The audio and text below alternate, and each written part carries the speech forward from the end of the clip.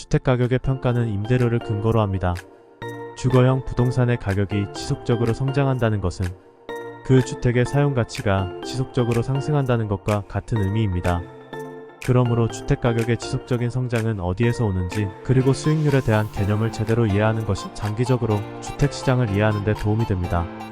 주식시장에서 기업의 성장이란 매출이 상승하고 생산성이 높아져 수익이 극대화되어 수익률이 오르는 것을 말합니다. 그렇다면 부동산에서의 성장은 무엇을 말하는 것일까요? 상가에서는 월세 상승률이고 주거용 부동산에서는 월세 상승률과 전세 상승률입니다. 쉽게 어떤 지역의 연평균 월세 상승률과 전세 상승률이라고 할 수 있습니다. 여기서 중요한 것은 성장률은 수익률과는 다른 개념이라는 점입니다. 수익률은 투자금에 대비해서 월세를 얼마나 받는가에 따라 달라집니다. 전월세가 지속적으로 상승하는 것과는 전혀 다른 개념입니다. 먼저 도시별 전세 상승률에 대해 알아볼까요? 수도권에 위치한 도시와 지방광역시는 연평균 전세 상승률에서 확연하게 차이가 나고, 지방광역시 중에서도 도시의 성장이 높은 곳은 연평균 전세 상승률이 높게 나오고 있습니다.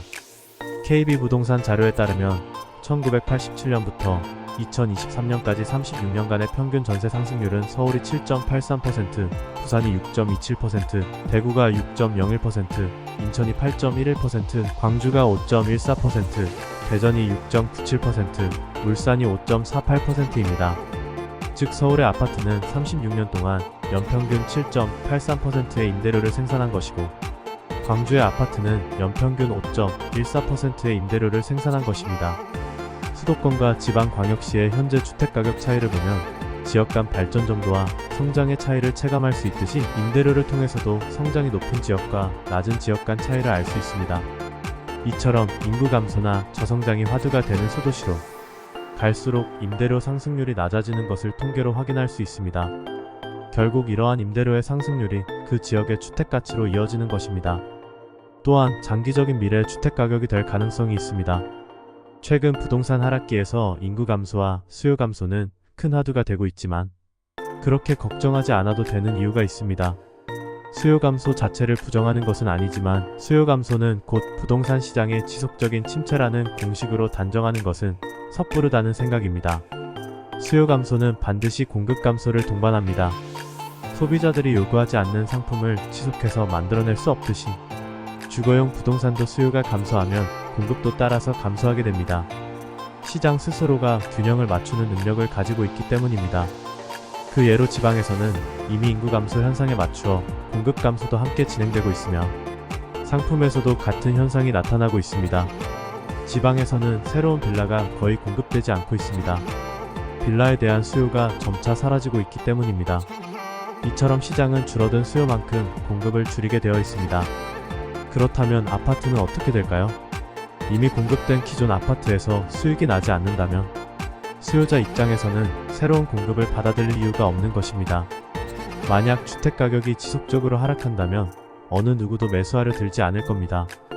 매수자가 없는 공급은 지속될 수 없기에 결국 공급이 감소하게 됩니다. 이처럼 수요 없는 공급은 지속될 수 없습니다. 그래서 일시적인 하락은 일어나도 지속적인 하락은 힘든 것입니다. 20년 동안 인구가 줄고 있는 도시들도 공급량이 줄어들면 소폭의 상승이 일어납니다. 이렇게 줄어든 수요에 맞게 공급이 되며 시장은 다시 균형을 찾아갑니다.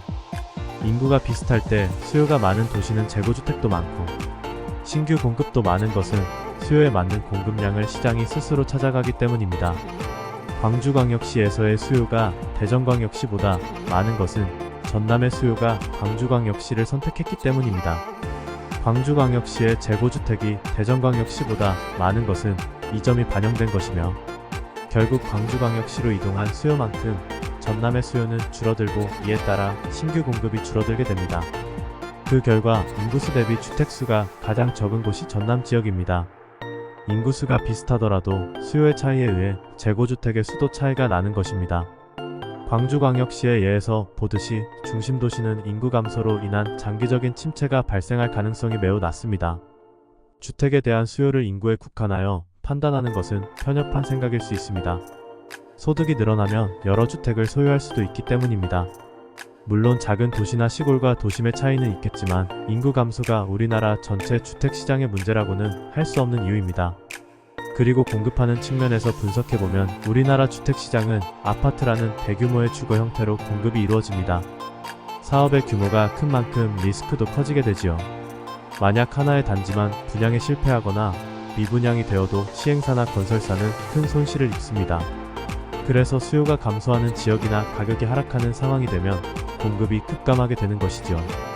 결국 수요의 감소보다 공급의 감소가 더 많이 일어납니다. 인구 10만 명 미만인 도시들의 공급 그래프를 보면 몇 년에 한 번씩 분양을 할 정도로 공급이 줄어 있습니다. 이는 아파트라는 대규모 사업에 대한 리스크를 건설사들이 꺼려한 결과입니다.